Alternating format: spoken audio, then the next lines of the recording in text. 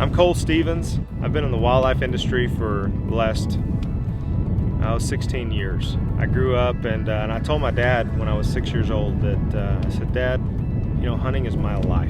And I choose any opportunity I can to get out here and get away from the hustle and bustle. And I got a degree from Texas A&M in wildlife and fisheries science. Currently, I'm operating a wild game processing facility in the hill country of Texas. I just sold out of a taxidermy facility I did it for 12 years.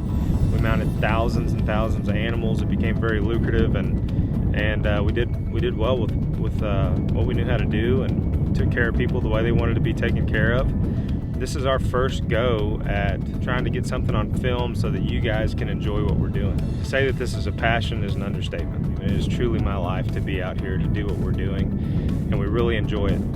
We are in New Mexico chasing pronghorn, and it has been a beautiful day. This morning we came right here to this point. We saw a big goat. You'll see in some film that he kind of lays out to the right. He's kind of a non-typical goat. We're in an area that's not just chock full of pronghorn, but there's some really good goats in here. And we have just enjoyed the day. We've taken our time. It's just a scouting day. So really all we're doing is getting a bearing of this property. It's 60, 70 sections worth of land. Bottom line is, tomorrow is game day. I've got my best friend in the world, Tyler Hell, along with me. We share little moments like this, you know, just because you don't get many opportunities to just relish in this type of scenery and this type of landscape. So here we are. We're hoping for some good luck, and tomorrow should be a good day.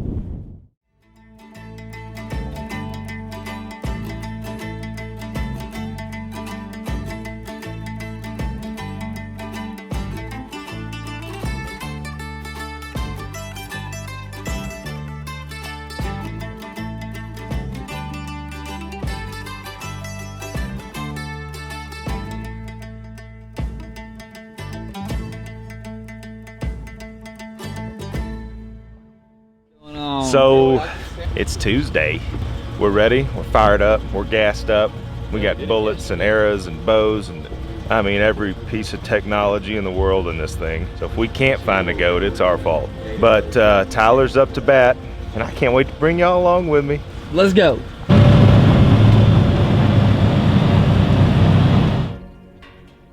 So what we're doing is, there's these giant cholla flats. Cholla is like a cactus that just overruns this territory. They bloom.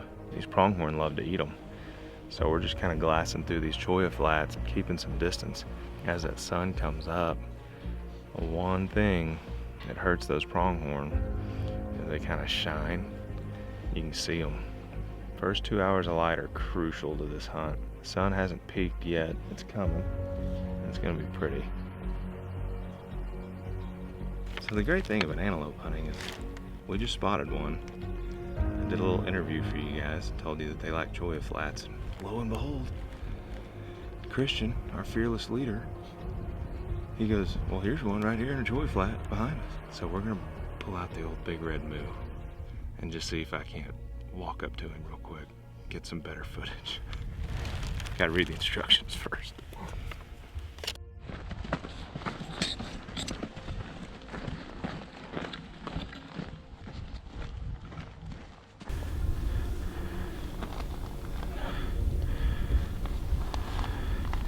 He's chasing her. He doesn't care about us.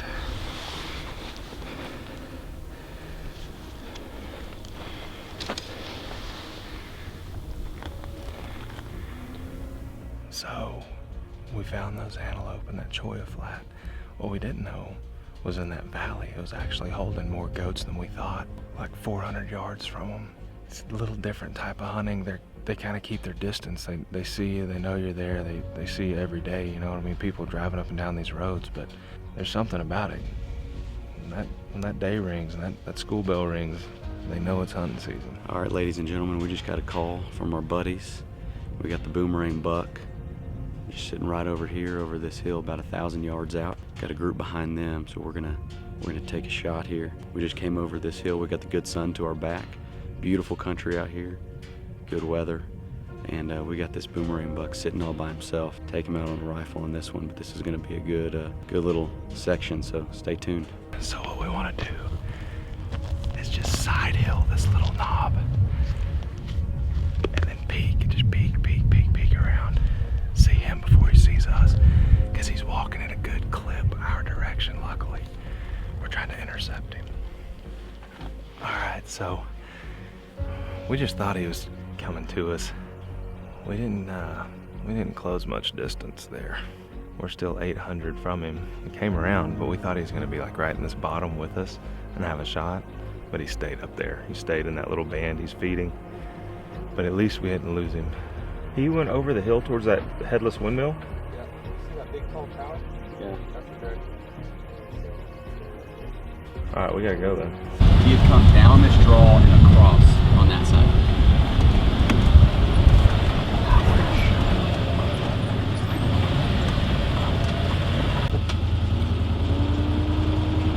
Dude, that's a good go.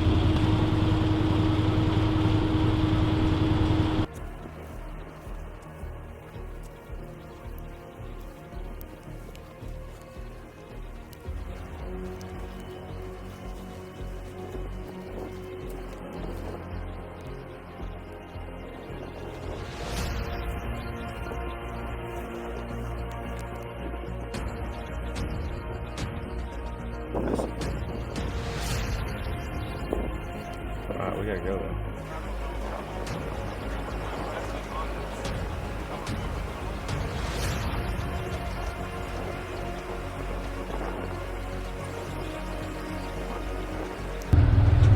He's gonna give us an opportunity right here.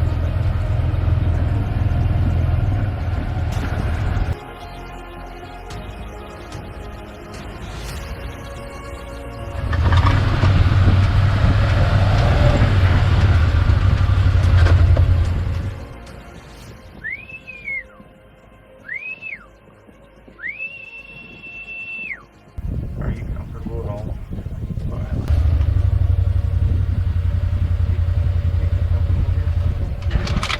You gotta get comfortable. You have to have a foot on the ground. I got it.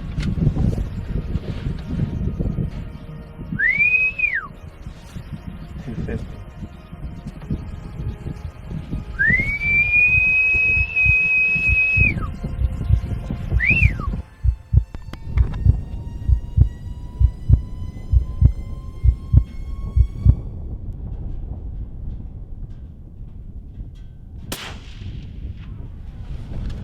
Why did you shoot right there?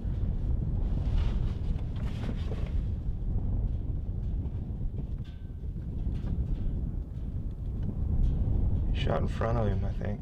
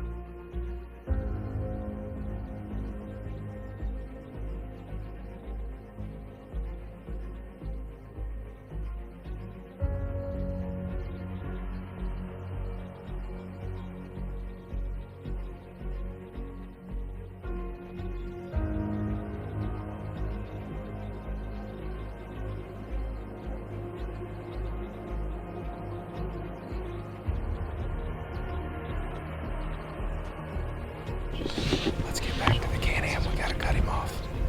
We're not having to do a whole lot. It's just something so you can control this. Here. See?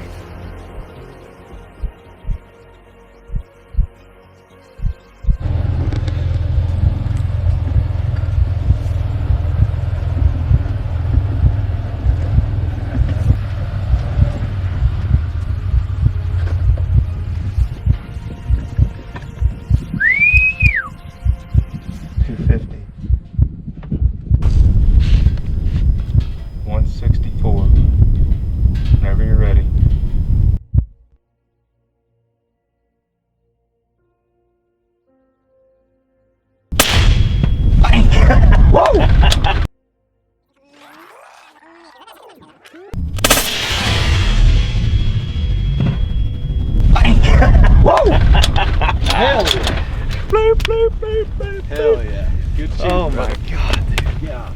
That was crazy. That, I mean, punched him. I was so.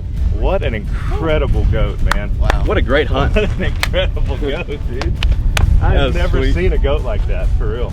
That was climactic because of how we chased him this morning. Yeah, and then the miss. Yeah. Jeez. The miss on the walk, I was like, was that intentional? Well, that's the first antelope in the books for the lifetime for me. It's been a hunt, boys. We tracked him about 600 yards, lost him, saw him again. We said, you know what, we're gonna see if we can't circle back around. Caught him probably 1,000 yards back from where he left. Thought he was a different goat.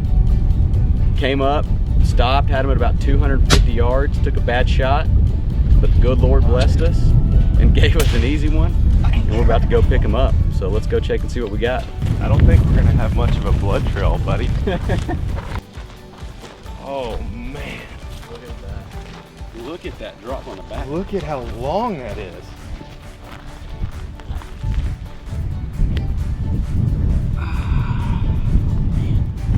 That's a sweet pronghorn right there. Hey, so technically that's not a miss. You did hit him that first time? Yeah, right. Did you see it? Right here. Right there. Nicked him. You did graze him. Hey, you grazed him. So this buck, we saw him yesterday and we got back on him this morning. Luckily, he's just one of those goats, man. He's kind of a loner. He's not really rutting and he's just by himself, likes to graze and eat. And he put himself out in the open one too many times. The character on him is just astronomical. It's just awesome. I mean, even that hook that comes down, it is like a needle. It is just a beautiful animal. Tyler put a great shot on him. It was 164 yards. He honestly, after being nicked that first time, I mean, who knows why he stood there. Yeah, for the record, first one did draw a little blood. Still a miss in some people's books, but I count it a hit. I count it. But we had a great time, man. You're not gonna find another one that looks like him. That's the coolest thing about him. Not to mention that he is mega long and just super pretty. Old, mature buck. And happy to do it with you, man. Yeah, buddy.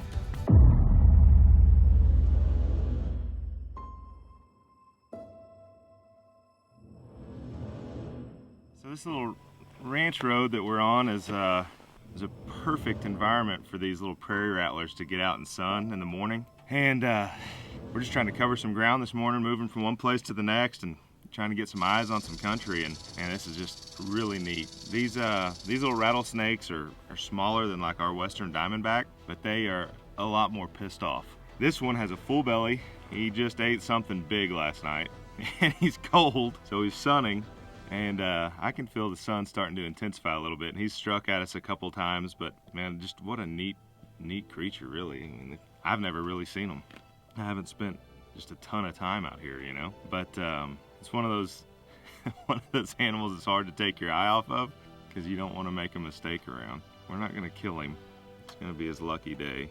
We're going to get him off the road here in a little bit, but they're kind of cool, man. Pretty cool.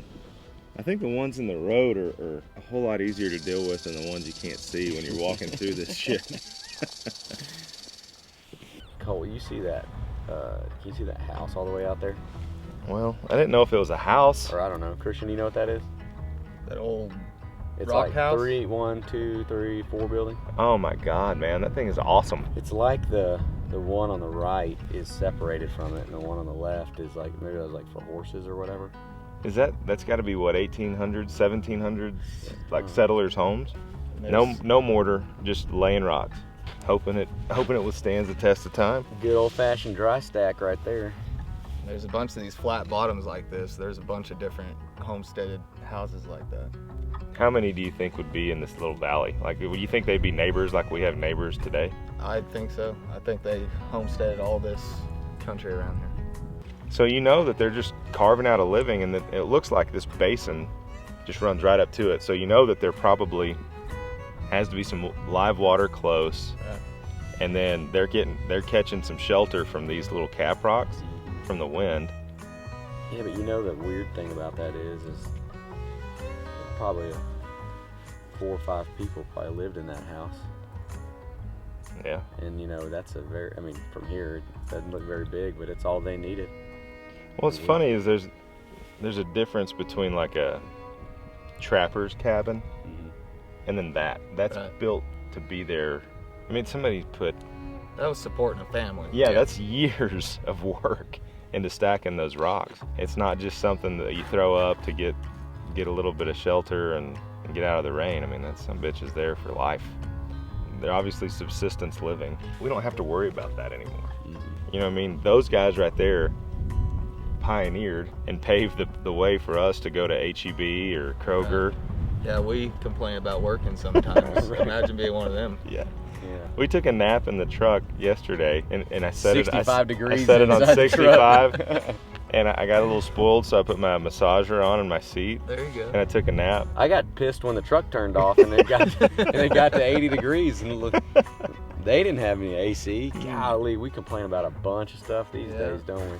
God, I can't imagine working a full day, taking a spit bath, and laying down under your rock roof and just sweating. Getting a good night's sleep, drinking some warm milk. Guys, listen to that. So, snakes are everywhere on this road this morning, and this is a non-venomous, I believe it's a Great Plains rat snake, maybe a bull snake. They're just a lighter color, kind of sandy. We can do some ID, but he has a false rattle and a hiss.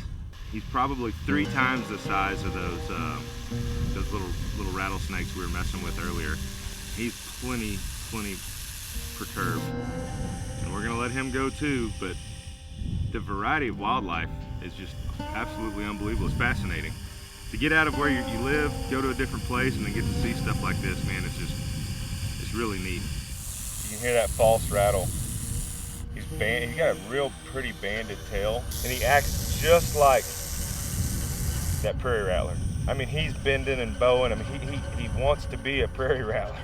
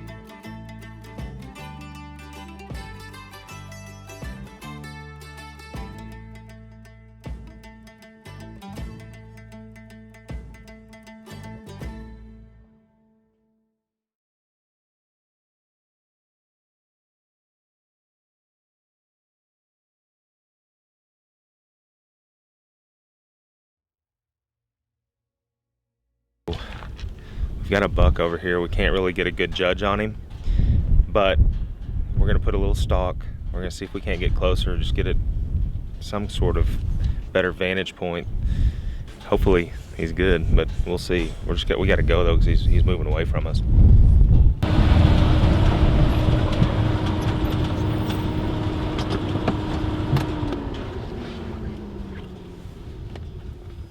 He's right here. I think he's going to give us an opportunity. What do you got? How far is that? 262, 264. Let's try him right here. 263. I got 3 good reads. Let's just try him. Stay right here on the bino. Yeah, he's big. Yeah. How far is he? Ooh, look at him right there.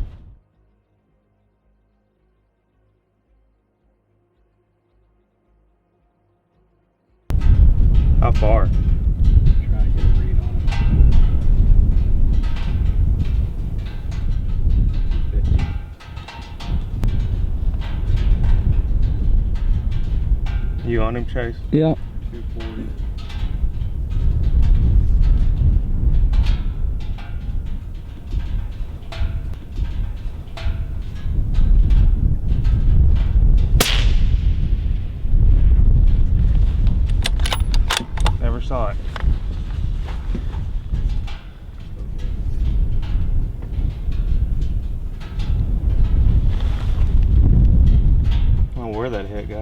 No idea where it hit. Looked like right in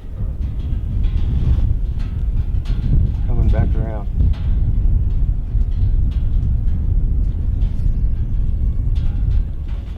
Not steady.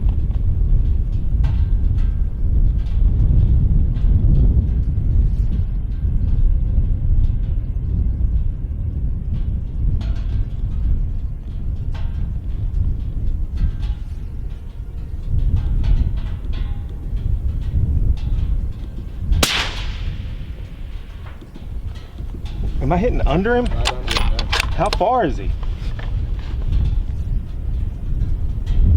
How far is he? Is he 350? Because that's why. He's got to be.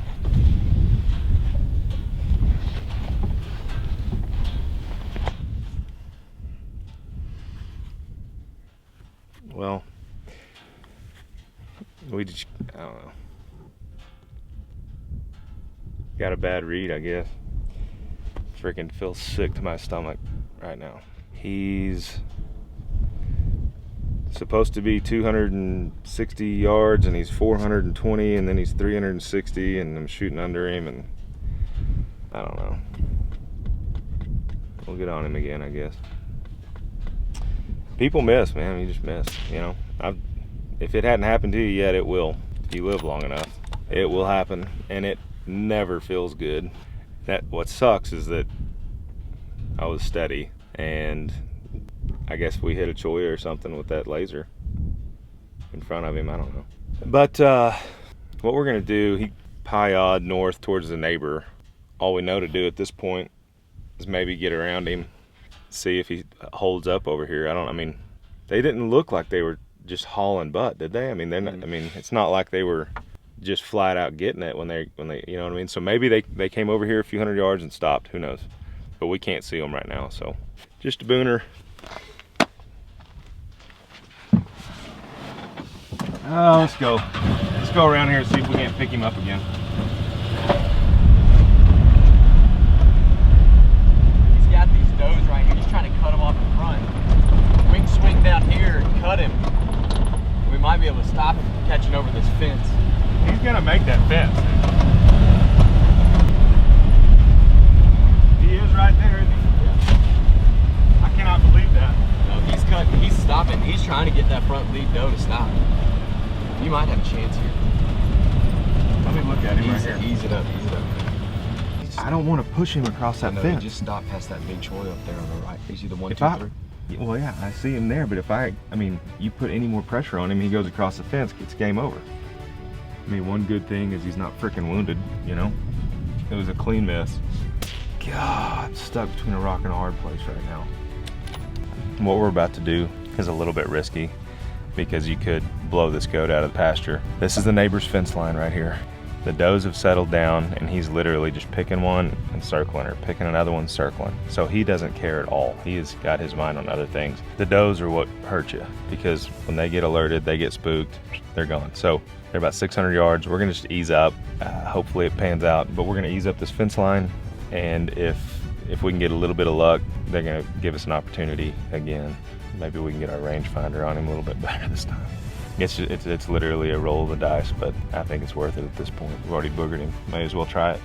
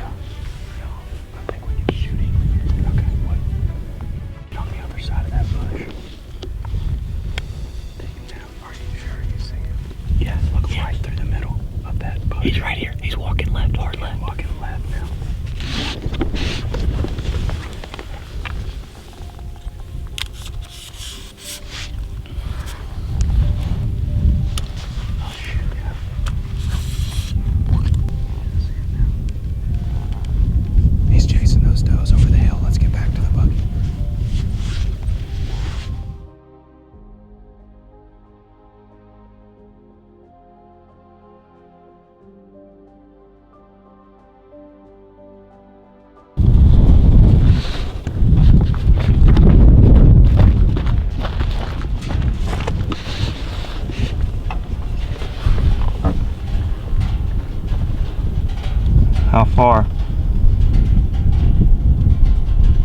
Where's he at? It's coming to us.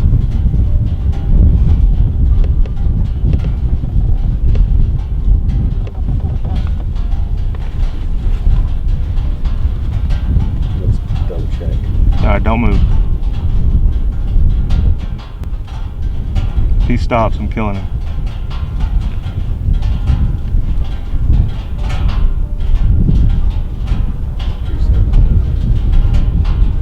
Two 7.7? 265, 266.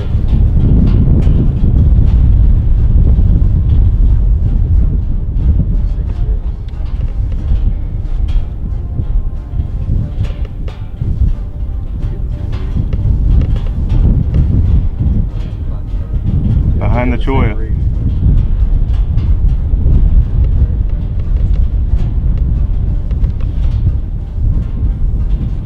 Stop, bitch. Yeah, 262. 260.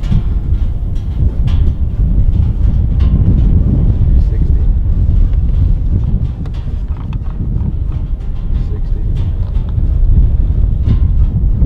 That wind's pushing hard too.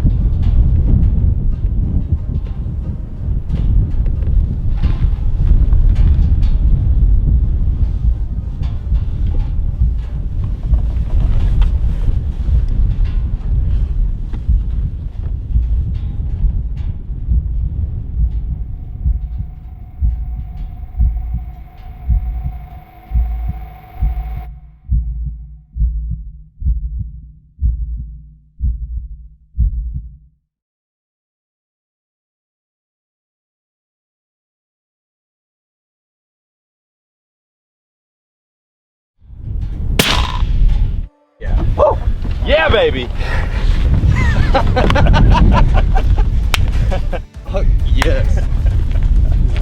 Well, that was quick. Anchored, baby. Just whoop. Just a little bit nerved up. Just a little bit. Pictures here. What was he, 262? 262 when you shot him. First two, we'll just edit those out. First two was 260, but really 460. 460. I'm like, man, I'm on him. You can see that freaking prong sticking up from here, man. What a fun animal to go after. Like, get y'all warmed up for deer season and cold weather. Wow. Wow. Guys, how many times have you walked up on an animal and they just get smaller and smaller and smaller? Well, that is not the case here. I mean, that is a true just stud, just giant heart-shaped, big hooks, big cutters, old mature goat. I mean, I am freaking over the moon. I was second guessing myself. I was like, man, he just didn't look as big as he is right here in my hands. I hope y'all are getting that, man. I mean, look at that. He is a monster. I don't know what his bases are. Christian, I mean, you've seen him before. Could not be happier. Seriously, could not be happier. I mean, it just happens that way. Sometimes you just get lucky. We got lucky. Unreal. Unbelievable. Shoulder. Yeah, and broke him down. That's how Yeah. far that wind pushes. That was unreal. Super freaking happy right now. Wow. Just a little bit nerved up. Just a little bit. Couple pictures here. That's awesome, dude. These guys called in. They're like, hey, come kill this goat, please. He's big. And then we saw him. We're like, no, we're gonna go ahead and kill him. What was he, 262? 262 when you shot him. Loading up. About to head home. Got about a 9-hour trip ahead of us.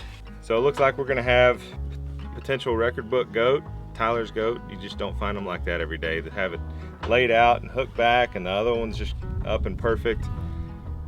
I mean, I don't think we could have done it any better. You couldn't have scripted it any better. I mean, the way it worked out, and you know, some long shots, but both ethical just kills and high shoulder on Tyler's, and then right behind the crease on mine, put them down, and you know, the money goes to feed these things. I mean, to give them some kind of value. So without the value of the pronghorn, and without the money that's changing hands from hunter to landowner, I mean, I think they would eradicate them. You know, all they're doing is competing for feed against their cattle, and we're glad to come out here and pay to play. You know, I think it's well worth the cost of admission to get to ride around something like this. You're gonna find a lot of action footage from this buggy right here, and it has been crucial to our success. It's just the way you hunt them. The only shade you're gonna have is under that canopy anyway, and these guys feed them, drive by them, check their cows. These antelope are used to seeing these types of buggies, so we use it as a tool to get closer to them than you could if you just took off walking across the prairie. You're not going to get close to them. If you get into a big cholla flat where you've got some cover, maybe. That antelope's not always in a position where you're going to do that. Sometimes you just take a chance and go, man, hopefully that antelope thinks we're feeding cattle today, and that's the way you hunt. Seems like to me that's the way you hunt these things up here.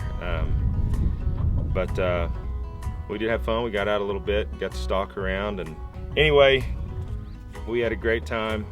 Tyler is one of my best friends, and Chase behind the camera right there, he's really good at what he does. And anyways, until next time, we're gonna head southeast for about 9 hours, and we're gonna eat something here in a little bit other than Allsup's.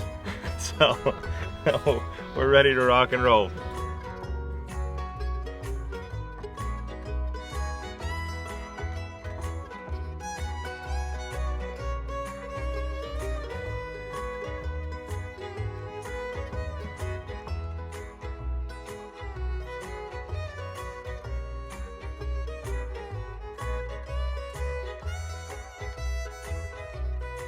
Tyler, where are you going?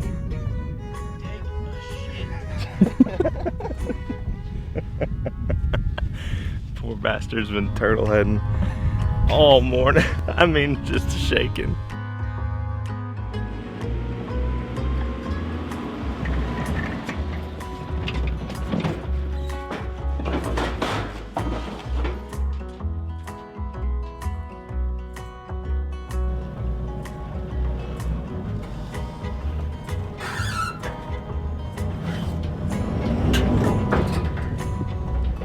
Go this way. So that What did Cole just do? Cole just did something I've never seen him do before in my life. Shut your mouth! And he if you want to take the camera right here on this little side, he got this pole stuck between two tires because he wasn't paying attention to the road, and he got us pretty freaking jammed. We came in with some redneck ingenuity and built this little ramp right here. Man, that's just like when we were kids riding bikes, hitting them tooth brickers, you know what I mean? We had to take the Can-Am off to get a little weight off the trailer. Almost popped the tire, and you're never gonna live that one down, buddy. What a way to end the trip, So boys. dumb.